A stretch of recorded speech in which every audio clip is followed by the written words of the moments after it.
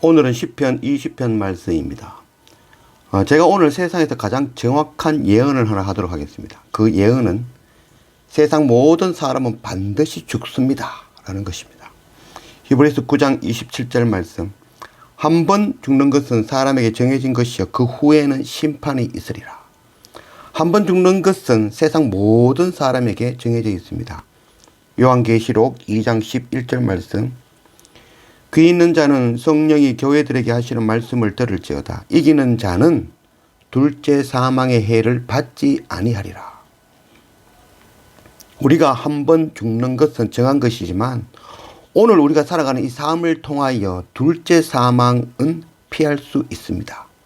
그 길은 바로 예수 그리스도입니다.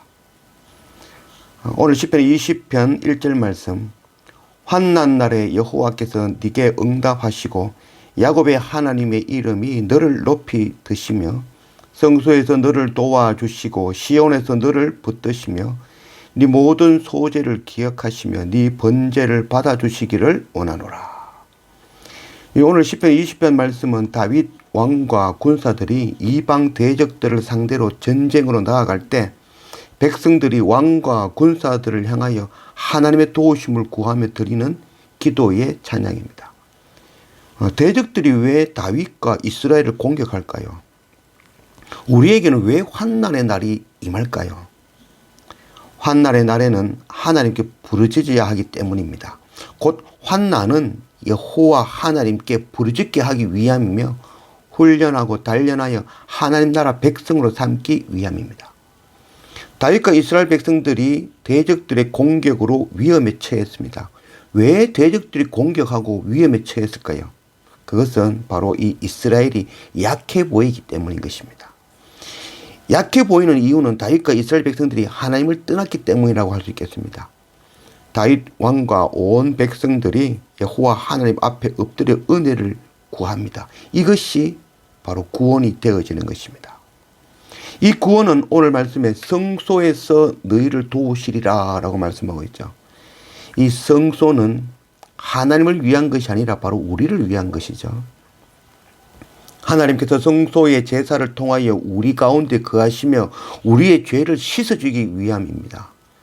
제사는 사람들이 하늘을 위하여 먼저 시작한 것이 아니고 하나님께서 범죄하여 죽을 수밖에 없는 사람들을 위하여 먼저 주신 것이 제사인 것입니다. 만일 제사가 하나님께서 우리에게 소나 양을 바치라는 것이며 하나님이 사람이 만든 텐트 안에 거하시는 분이라면 이는 산신각이며 바로 우상 숭배와 다를 것이 없는 것이죠. 날과 절기도 성막과 성막의 그런 기구들도 모두 우리를 죄에서 구원하시는 바로 예수 그리스도를 설명하고 있는 것입니다. 첫 제사는 아담과 하와를 위하여 가죽옷을 지어주신 것입니다. 죄를 씻기 위하여 덮어주기 위하여 그 가죽옷으로 바로 어린 양의 피 흘림으로 그 희생을 통하여 그것으로 우리를 덮어주시는 것이 바로 첫 번째 하나님께서 우리를 위하여 드려주신 제사인 것입니다. 제사는 사람의 정성으로 짐승을 잡아 하나님께 드리는 것이 아닙니다. 제사는 하나님이 범죄하여 죽을 수밖에 없는 사람들을 위하여 그 죄를 덮어주기 위하여 하나님의 어린 양을 잡아 가죽옷으로 우리의 죄를 덮어주시는 것입니다. 어린 양을 잡는 제사는 우리를 구속하기 위해 바로 십자가 고난 당하신 하나님의 어린 양 예수 그리스도이십니다.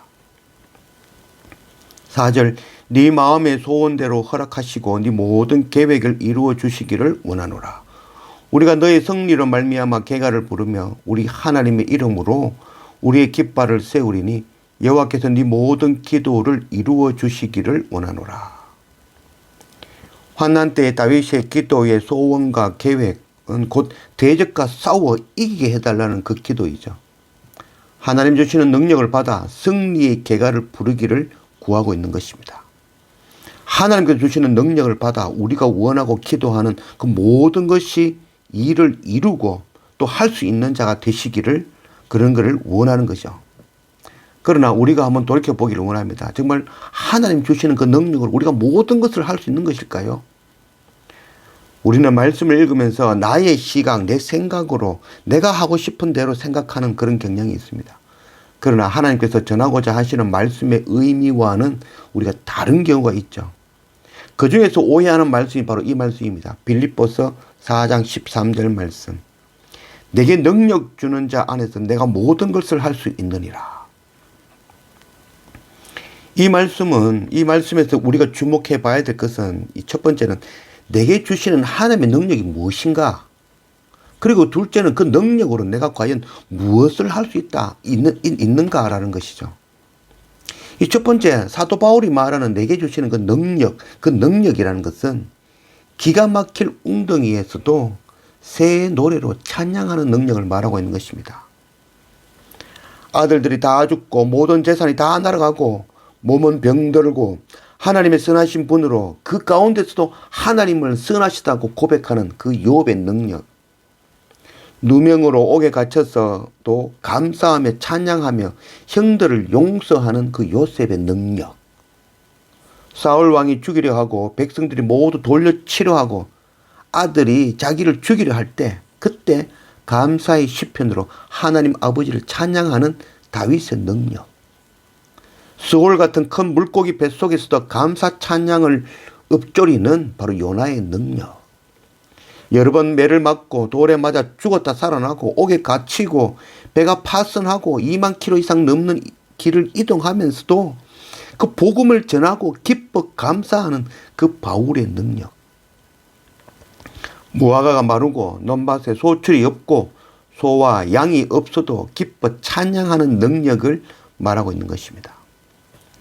7번 시험에 떨어지고 죽을 병에 걸리고 아이들이 직장을 구하지 못하고 회사는 망하고 통장엔 잔고가 없고 병들고 아프고 되는 일이 하나도 없을 때 그때 하나님은 선하십니다. 여호와 하나님 아버지를 나의 아버지로 고백하며 감사하며 찬양할 수 있는 능력인 것입니다. 둘째로 하나님이 주시는 이 능력으로 우리는 과연 무엇을 할 수 있는 것일까요? 하나님이 주시는 이 능력 가지고 내가 원하는 일을 하라고 하시는 걸까요? 시험 치면 합격하고 건강하고 하는 일마다 형통하고 돈 많이 벌고 아름다운 아내를 얻고 돈 많고 능력 있는 남편 만나고 뭐 이런 일을 하라는 것일까요? 결단코 아닙니다. 내가 하고 싶은 일, 내가 원하는 것이 아니라 주님께서 원하시는 모든 일을 할 수 있다라는 말인 것입니다.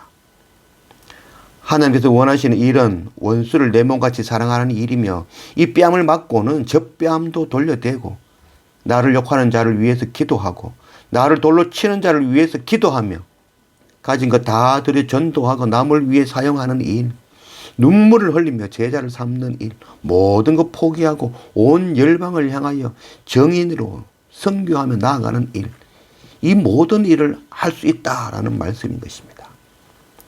빌립보서 2장 13절 말씀. 너희 안에서 행하시는 이는 하나님이시니 자기의 기쁘신 뜻을 위하여 너희에게 소원을 두고 행하게 하시나니. 하나님 주시는 능력으로 이루시는 것은 내 뜻이고 내 소원이 아니라 하나님 기뻐하시는 뜻, 하나님께서 구하는 그 뜻을 이루는 것, 그것이 바로 우리의 기도, 우리의 능력이 되어야 될 것입니다. 6절.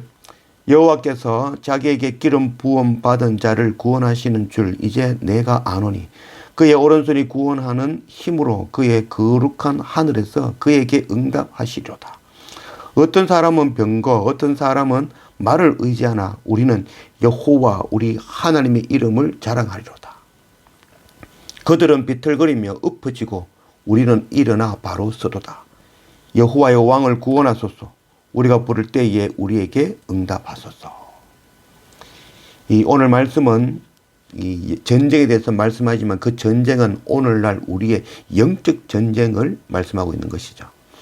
우리의 영적 전쟁은 세상의 방법으로, 세상의 것으로, 세상 것 의지하여 치루는 그런 전쟁이 아니죠. 세상 사람들은 병거, 말, 곧 세상적인 그 힘, 인간적인 도움, 세상의 방법, 자신의 지식과 건강과 재물, 그것 가지고 싸우려 하며 그것 의지하며 나아가죠. 그러나 우리는, 성도는 하나님만 의지하며 그의 이름만 부르며 자랑하는 것입니다. 우리는 반드시 죽습니다. 그러나 오늘의 영적 전쟁에서 승리하는 자는 둘째 사망을 피할 수 있습니다. 날마다 말씀과 예배로 우리에게 주시는 그 능력으로 영적 전쟁에서 이기는 자가 되어 둘째 사망을 당하지 않고 하나님 나라의 기업을 얻는 그런 우리 모두가 되기를 원합니다.